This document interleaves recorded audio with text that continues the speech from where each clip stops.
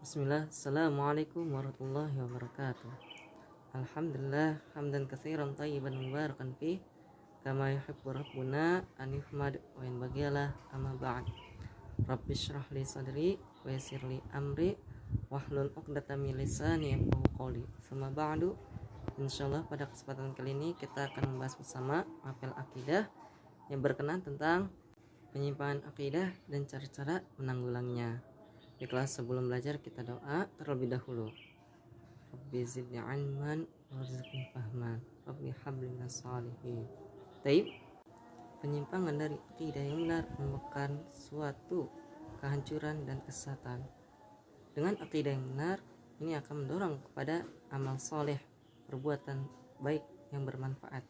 Masyarakat yang tidak dipandu dengan akidah yang benar itu seperti masyarakat bahimi, seperti hewan.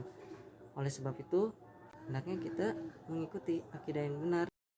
Mereka, masyarakat bahimi, tidak memiliki prinsip-prinsip kehidupan yang bahagia.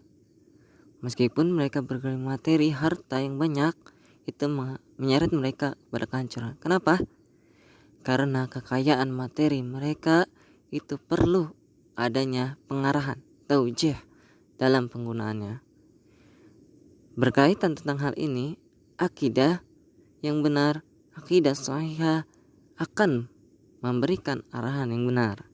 Sebagaimana Allah Subhanahu wa taala telah menyuruh para rasulnya, a'udzubillahi minasyaitonirrajim, ya ayyuhar rusul kulu minat thayyibati wa'malu salihah.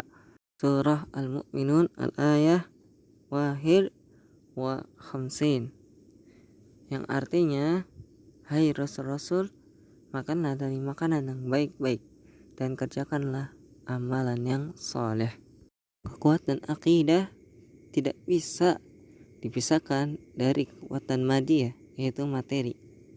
Kekuatan materi akan berubah menjadi sarana penghancur, seperti yang terjadi di negara-negara kafir. Mereka memiliki materi yang banyak, tetapi tidak memiliki akidah sahihah. Ada sebab-sebab penyimpangan dari akidah sahihah yang harus kita ketahui. Yang pertama, kebodohan terhadap akidah sahihah karena tidak mau mempelajari dan mengajarkannya.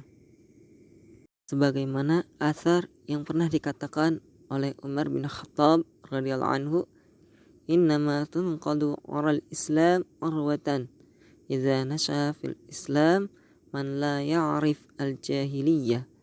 Sungguhnya ikatan simpul Islam akan pudar satu demi satu manakala di dalam Islam terdapat orang yang tumbuh tanpa mengenal kejahilian. Ya, jadi kita harus mengetahui apa itu jahiliyah. Kedua, fanatik terhadap warisan nenek moyang, yang itu adalah hal yang batil, bertentangan dengan syariat Islam, karena mereka tidak menggunakan dalil dari Al-Quran maupun As-Sunnah. Ini terdapat dalam surat Al-Baqarah ayat 170. Silakan dibuka.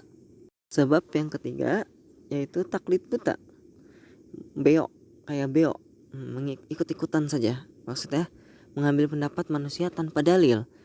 Tokoh fulan mengatakan A, diikutin. Nah, ini seperti kelompok-kelompok sesat, Mu'tazilah, Jahmiyah, dan lain sebagainya. Banyak ini. Pembahasan ini sangat jauh kalau dibahas untuk saat ini. Insya Allah akan dibahas pada pertemuan selanjutnya. Bab yang keempat yaitu gulu, berlebihan dalam mencintai para wali dan orang-orang soleh, padahal mereka hanyalah manusia. Mereka diyakini mempunyai kekuatan yang lebih maupun yang bisa mendatangkan kemanfaatan maupun menolak kemadaratan, sebagaimana orang-orang soleh yang terjadi sebelum zaman Nabi Nuh. Kaum Nabi Nuh menyembah mereka. Ketika Nabi Nuh diutus untuk memperbaiki akidah yang sahihah, mereka enggan atau menolak Nabi Nuh. Ini terdapat di dalam surat Nuh ayat 23. Yang kelima, lalai terhadap ayat-ayat Allah. Ayat-ayat Allah ada dua. Ada ayat kauniyah, yaitu berbentuk alam sekitar yang kita lihat ini.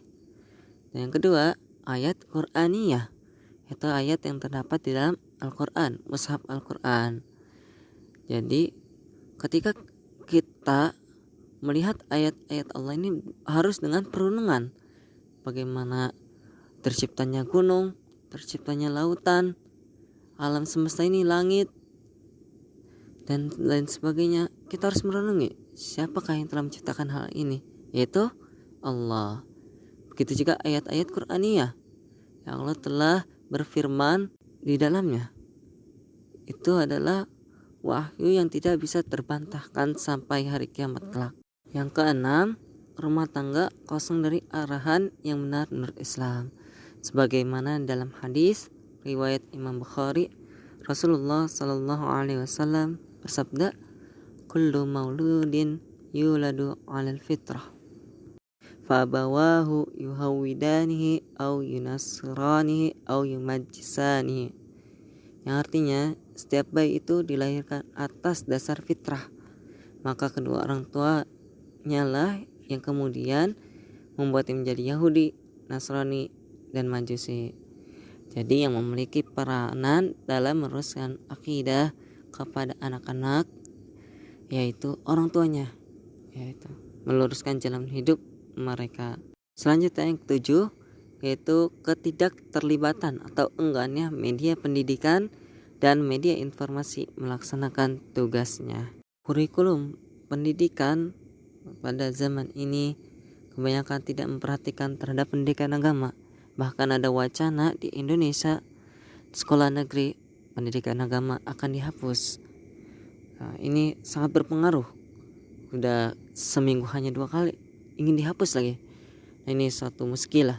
Kemudian media informasi baik berupa cetak maupun elektronik yang ada di televisi, yang ada di smartphone, media-media informasi yang ada di sekitar itu bahkan merusak akidah seseorang dengan mereka hanya memfokuskan hanya hiburan dan maupun materi semata dan tidak memperhatikan moral-moral ataupun akidah yang mana itu adalah mengarah kepada aliran-aliran yang sesat ataupun pemahaman yang batil. Alhamdulillah, kita sudah membahas tadi berkenaan tentang sebab-sebab penyimpangan akidah yang benar. Semoga kita mengetahui hal tersebut dan menyampaikan kepada orang lain agar kita menjauhi dari penyimpangan tersebut, dan juga kita mengaplikasikan cara-cara menanggulanginya. Baiklah, kita tutup pertemuan kali ini dengan doa kafaratul majelis. Subhanakallahumma bihamdika asyhadu an la ilaha illa anta astaghfiruka wa atubu ilaik. Assalamualaikum warahmatullahi wabarakatuh.